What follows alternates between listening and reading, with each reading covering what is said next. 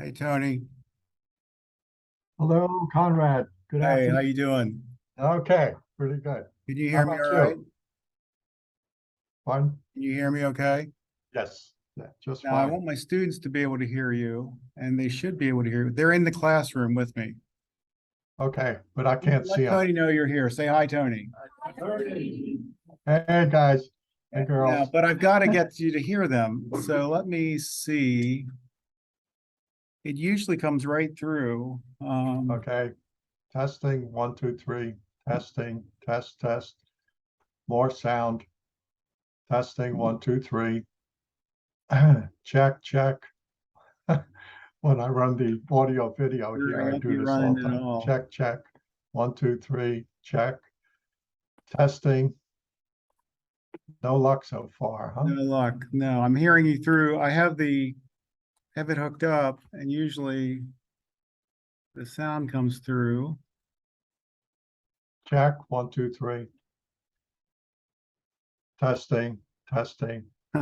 You're using a laptop, I guess, right? Yeah, I am. And is it coming through the speakers? That's a good question. And how do you hear it? Must be coming from the speakers because you're not having headphones on. It is coming from the speakers. Okay. And how are you trying to amplify it for Hey, Claudia. the class through the computer speakers, or do you have a separate set of freestanding speakers? I see I have some help. Okay. Oh, So go to the microphone. yeah. Testing. Pop like Check, one, two, three, testing, test, test, this one. check, check, The speaker, same system. testing, testing. We got you. Thank you, Claudia. That's my Okay, assistant. Thank you, Claudia. all right. All right. The computer expert in the class. So I'm going to actually try to show you these students. They're delightful students. We're Okay. sort of in the dark here. Um, Yeah, it is dark. I see I the think we ceiling right won't now. because it just now you went off the screen. You're back. We've had all Okay, kinds of technical issues. I went into the classroom, Tony, and there was a new projector on a table on a cart rather than the old projector, and so I'm not sure what was going on. oh, okay. Um, I'll take for granted they're there. I heard him. That's okay. all right. So Tony, before we get into the podcast, which I will introduce, I would like you to say, just tell the students a little bit about what was your college experience? Where did you go to college? Well, my college experience was not that good. I So these are students in their second day. Okay, second day of college. Okay. Yes. You see, I was a poor immigrant and I had no money. We had no money. My family was very poor. Back in the I graduated high school in '60, so the '60s there were no programs to assist students. I don't believe there were student loans or anything. So I had to earn my own uh, fees. And I started out at a junior college called the Academy of Aeronautics at LaGuardia Airport.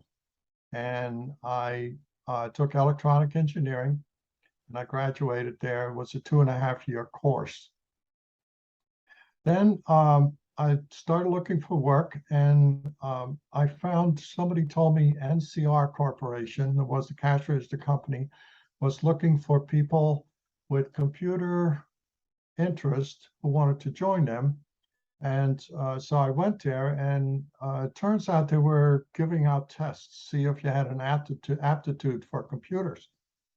So I took the test and waited, and turns out I had a perfect score. Hmm. And it Wow. was a logic test, and they brought me in, and they sent me. I had to go to Dayton, Ohio, where they were located, and they sent me to their school and to train me on their equipment. At the same time, I went to the University of Dayton to try and finish my degree and get a bachelor's degree. All the while working at NCR and finishing up that degree, and it took me another 2 years to finish that. So I didn't have fun going through college. I worked my tail off and inking out the tests, being scared of tests all my life. And I finally made it and I became an electronic engineer and then started working at the factory of NCR, who was building computers in their early stages back in 60, 64, I believe, 63, 64. And so I started with computers early on, very early. You did start early. These were probably massive computers. Oh yeah, yeah, and filled an entire room. You had to keep them cold. It was always 68 degrees in the room, and they were on raised floors, and the air conditioning ran underneath the floor and kept them cool. And for instance, the big room, the memory was 10K. Okay, now we're talking about gigabytes, but the memory was 10K, and it was just basically a giant adding machine. That's all it was. And so I worked on development of these computers in their factory.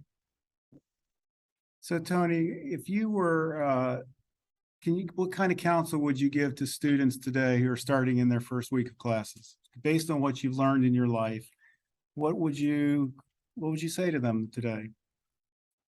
Persist, persist. I have a number of sayings that I live by, and one of them is persist and set your goal and persist in what you're doing because you're going to hit rough roads.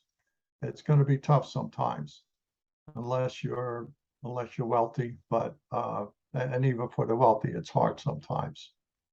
But as far as school goes, is just hang in there, keep your eye on that degree and graduate, and then don't worry about getting your doctorates or your masters at this time.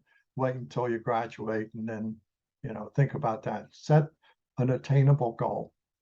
So what were some barriers you had to overcome when you were a student that you had to persist through, Tony? Just the time. I had to work on the side. Just the time to be working and go to school was really tough. I had no time for myself whatsoever. If I had 7 hours of sleep, I was lucky. And so it was just absolutely exhausting. Going to junior college, I was interested in aviation, so and I lived in North Jersey, and the college was in LaGuardia Airport, which was, we had to go through New York to the airport, and it was, I forgot, maybe 45 minutes, an hour drive, and I had no car.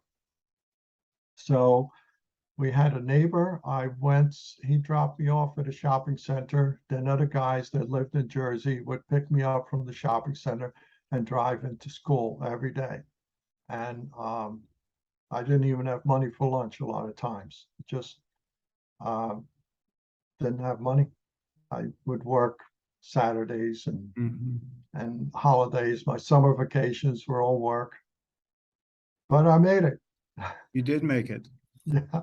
Let's go back to the beginning. Where did you grow up, Tony? I grew up in the Netherlands, born in 1940, and in the city of Rotterdam. It's a large city. It's a harbor city, and I think it's the largest harbor in Europe. And we lived in apartments. It was 4-floor apartments, and we were on the 3rd floor. So anyhow, the war started in 40, Second World War. And the first time I gained conscience, so to say, because when you're 1 and 2-year old, you don't know what's going on. You don't know, you don't remember anything. But first memory I have is when my mother picked me up from the bed and says, "We got to go. We got to run. There's a bombing going to happen." So, and I said, "Oh, I want my toys. I can't leave my toys behind." She says, "No, we'll come right back for those." So she grabbed me and ran out the back, and she had to go over the balcony onto the roof of the movie theater, which was next door, and then go inside the next apartment, which was the director of the movie theater, then all the way down into the basement. So we sat in the basement of the movie theater until the bombing was over. And we did that a number of times. And that must have been, I looked it up later on, that must have been 1943. And we could hear the rumble like thunder outside of, from the bomb dropping. And this was the Allies bombing the Germans. They mainly bombed the harbor, but also some German outposts or something throughout the city. And at that time, the bombing was not too awful accurate. So, it could very well that they hit civilian targets also. When did you come to the United States, Tony? We came in December 1955, and we came on the boat the old-fashioned way. There was a program in the Netherlands that they would subsidize your trip over to the United States because the Netherlands or all of Europe had been devastated by the war. Everybody was dirt poor. And my father had a sister in the United States, and she was urging us to come over. She said, things are wonderful here, plenty of jobs, you can make money, housing, everything is wonderful here. So come over and sell all your stuff and just come with whatever money you have for what you sold. And so we did. We applied at the American Embassy. It took us a year to get approved because there was tremendous fear of communists. So they had to do a long investigation whether we had any communist connections. So finally we came over and we arrived December 11, 1955. Mm. And I didn't know any English. Well, none of us did, except my father knew just a little bit. I had English in school, but I didn't pay attention. I didn't like languages. I couldn't see the use of ever using another language.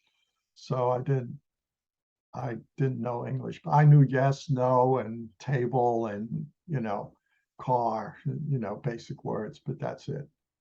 So what did you experience when you got here? Well, it was fun. Well, first of all, whatever my aunt told me wasn't really true. Let me go back to the first trip. When we got off the boat, both my cousins, I had two cousins, picked it up because we didn't all fit. I have two brothers, so we had 5 people. We didn't all fit in one car, so we split up, and I rode with the one cousin, and she was going to stop at her stepmother. She didn't know any English. I'm Dutch. So we stopped at the stepmother and we walk in and they greeted us, and I knew typical greeting. And the stepmother said, would you like to use the bathroom?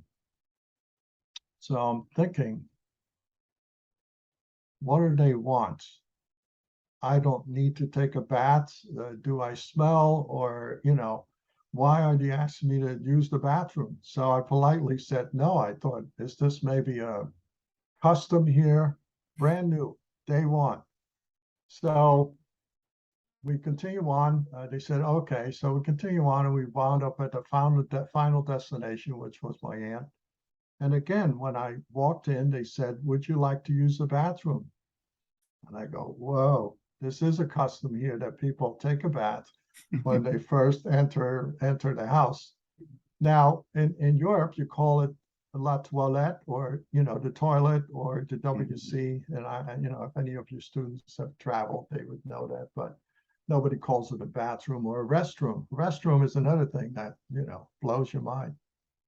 So anyhow, it turns out that my parents said, so what about the jobs and the housing? And my aunt says, oh yeah, we'll look for a job and we'll find a house, but no effort was made, and we didn't have any knowledge to or ability to speak the language. So right there was kind of a slam. And after 2 weeks, they sent me to school. And of course, going to school, grammar school, they put me in the 8th grade. I didn't know the language. And so it was, what Charlie Brown movies, videos where the teacher goes, wah, wah, wah, wah, wah, wah. That's what it was like. I didn't have a clue what was going on. When all the kids stood up, I stood up. When they all sat down, I sat down. When they went to the gym, I went to the gym. Didn't know what was going on until a couple of days in, there was another Dutch kid and they connected us with him. And that connected my parents with his parents. And then they found the Dutch neighborhood.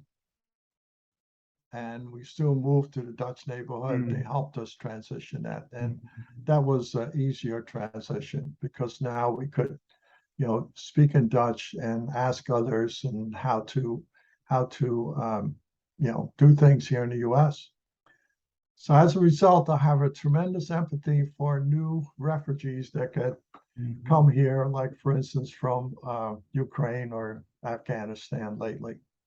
Yeah, I'm sure you do. And we were just talking together as students and myself about the adjustments they have to make at coming to college. They have to learn the new culture, new landscape.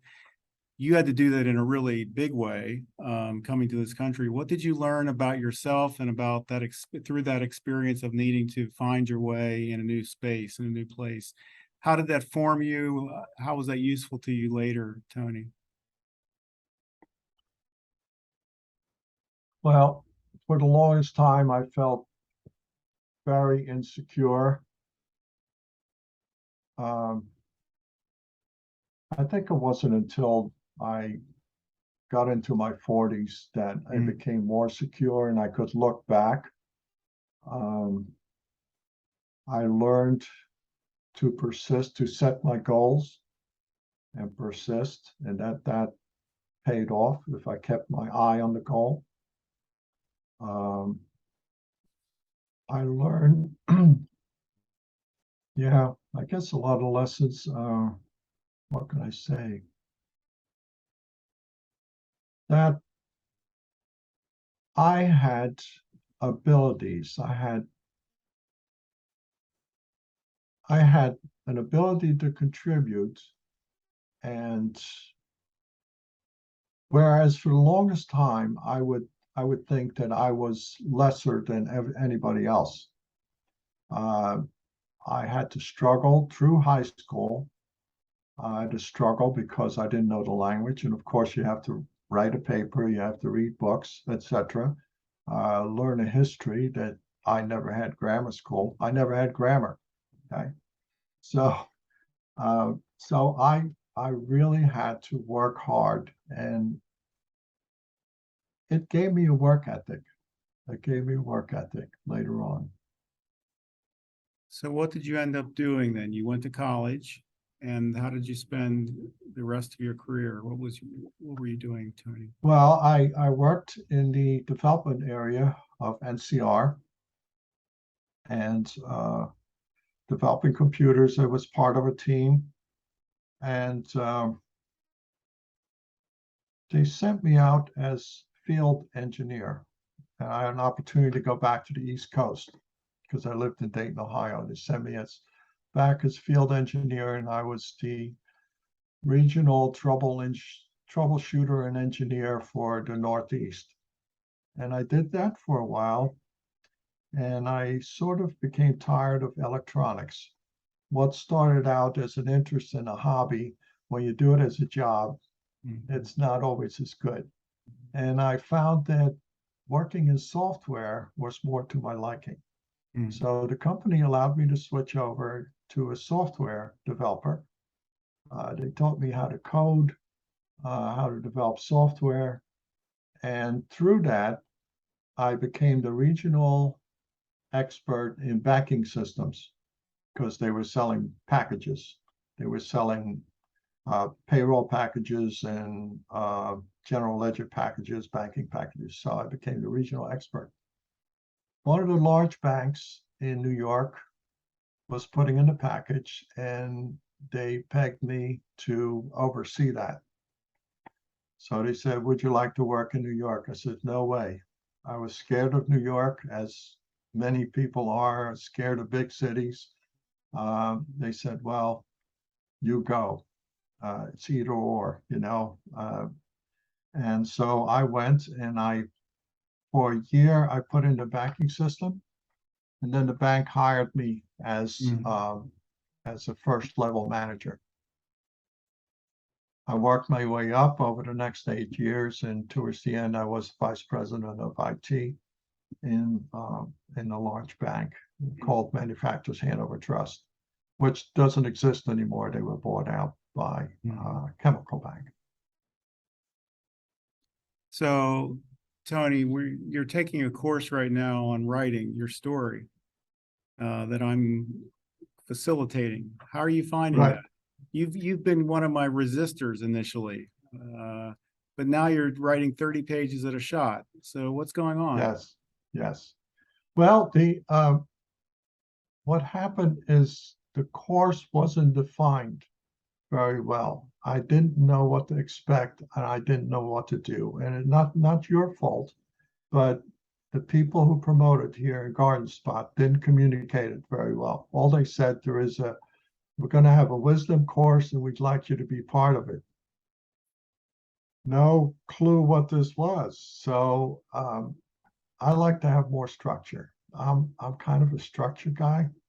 So I like to know, what is it about? What are the steps? And all my working career, I've always worked that way, and it works for me.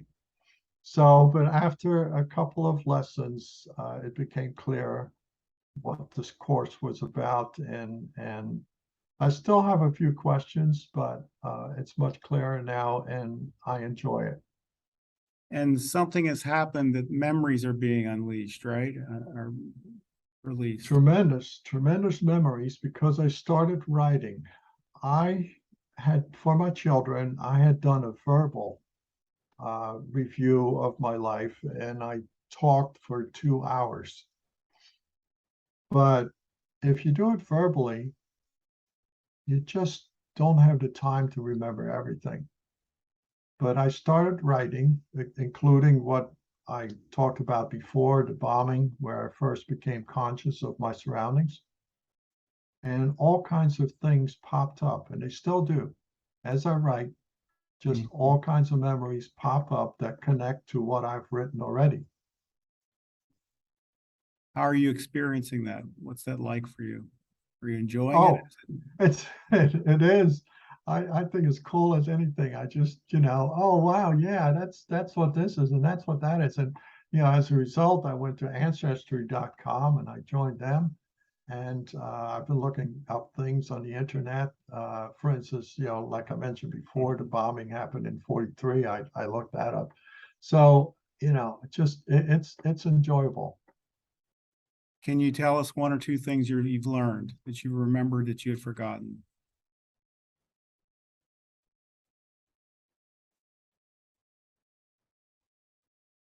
Well, yeah, what I have forgotten is I've written a lot. I'm up to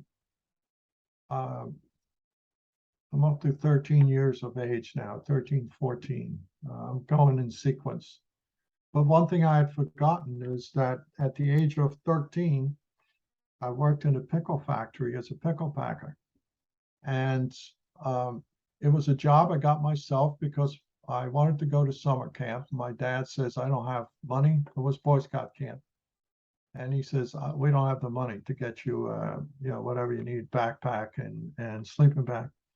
And he says, go out and get a job. He didn't get it for me. He just said, go out and get a job. So I went around and rang doorbells for companies. First company I went to was the Quaker Oatmeal. And they have a big plant in Rotterdam, because I like oatmeal a lot. And they just kind of looked at me and they shook their head to go, no. So then somebody tipped me off that the pickle factory or the vinegar factory was looking for somebody. So I made my way over there, and sure enough, they hired me. 13 years old. And that whole scene, I remember, the first day they put me at a table, a long table with all women, must have been 20 women, 10 on each side, and all pickles. The guy with a scoop would just scoop pickles on this table. And down the center was a conveyor belt with jars. And you had to take a jar and stuff these pickles in the jar straight up, and they put it back again, and they continue on. And oh my goodness, it was just after the first day, I thought, how am I going to keep doing this? Because all these women were talking all day, and I wasn't interested in anything we're talking about, and they weren't interested in me either. So I was very lonely at this table of people packing pickles. So finally, the guy that dunks the pickles in the vinegar, he moved over to a different section, and that was an opening. And I asked for that opening, and now I was the vinegar dunker, which was more fun. And then I got to meet the guy next to me who put on the lids. And so we switched off sometimes, and I was the lid putter on her and the dunker, and uh, quite a job. Uh, very happy to get my pay at the end of the week, which was minimal. It was, it was, if I think back, I forgot what it was, but, it was minimal pay. Did you get to summer camp? Yes, I did. I did. That was my goal. I kept my eye on the goal.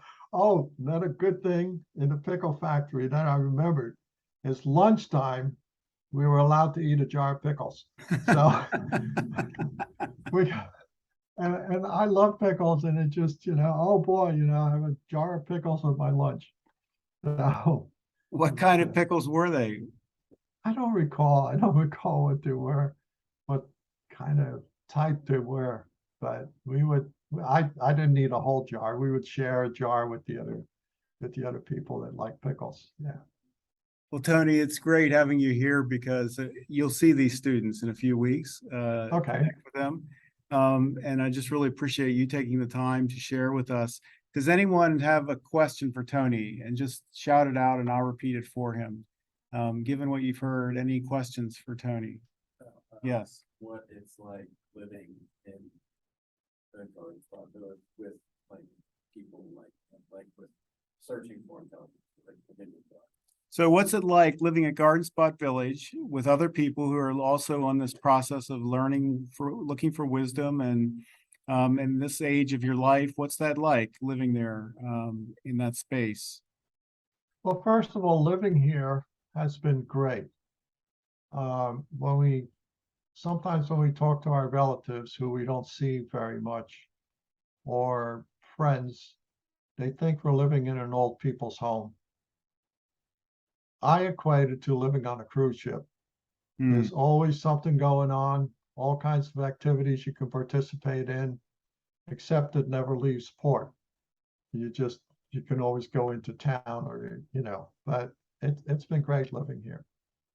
Taking the wisdom course, it's been fun. The fun thing has been getting to know, I think there are 12 of us, 12 or 13, getting to know the others and sharing parts of our life with them. And that's been very interesting. I've always been interested in how things work. How does society work? And of course, that's what sociology is all about, I guess, right? Yes, I've that's never right. taken a sociology You got course, but okay, how does life work? That's right. And that's an ongoing process. I don't know if I can divert a little bit. Sure. In these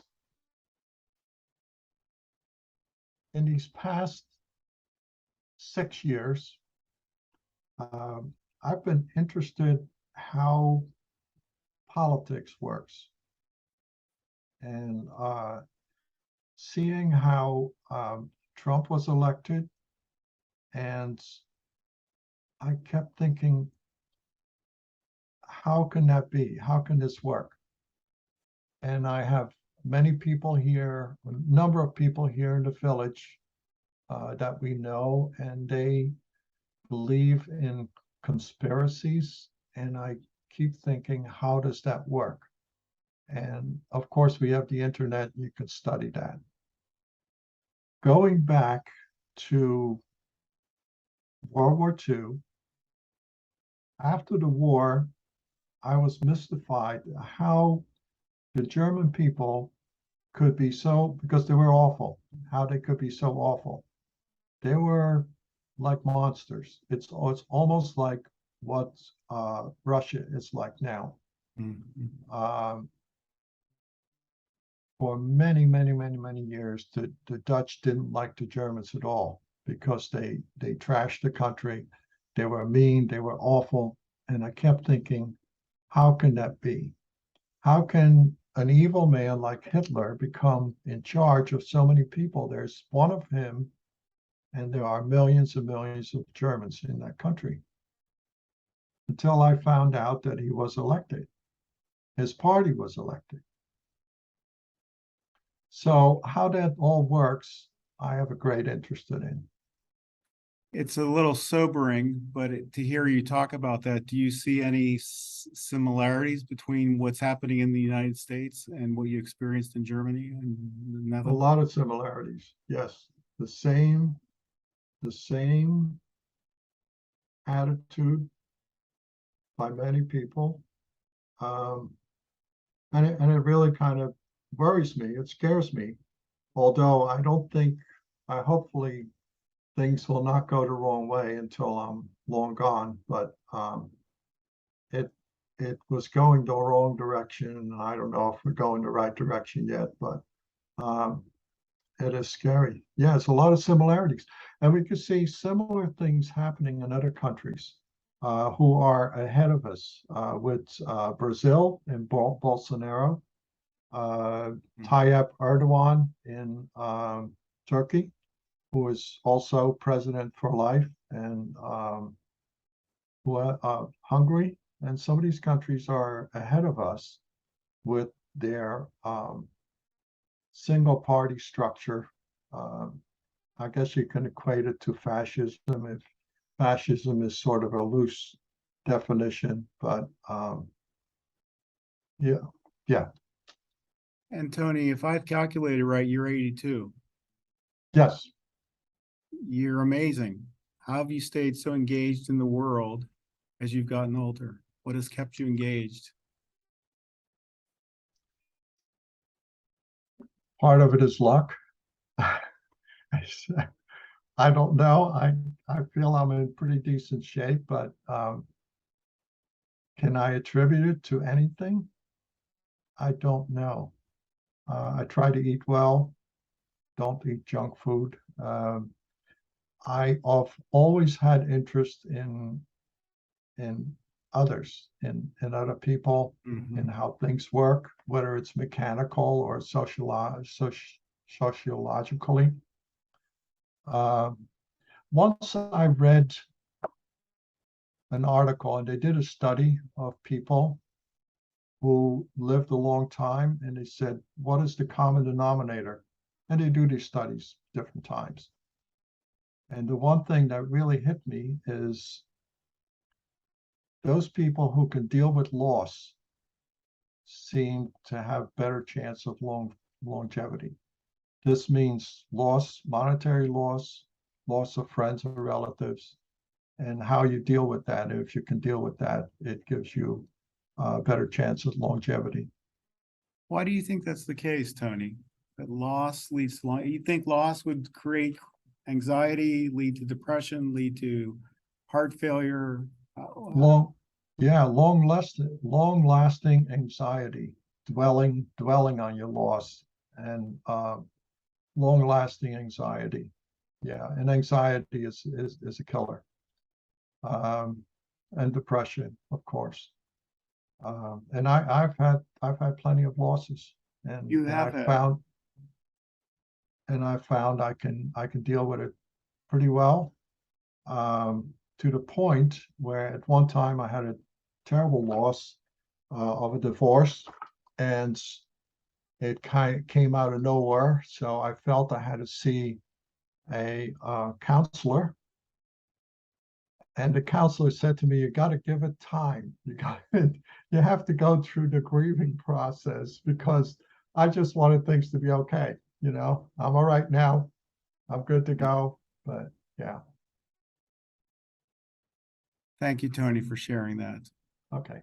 Any questions anyone else has for Tony? Another question or two?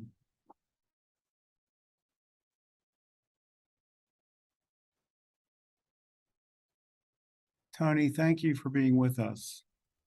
Okay. You're welcome. We appreciate it so much, and we'll see you in a couple of weeks. And I will cut and edit this into a podcast episode and let you know it'll be out by the end of the week. Okay. And we'll be, let's see, a couple of weeks. Okay. We'll be going on vacation the second half of September into Okay. October. So I hope it doesn't interfere with that because Okay. I look forward to meeting your students. And you'll see them. There'll be several opportunities. So, Okay. Okay. Thank you, Tony. Can we give You're welcome. Tony, thanks. I hope I did okay. Take care. You did great, Tony. And you did great. Thank you so much. You're welcome. Here, bye-bye. Bye.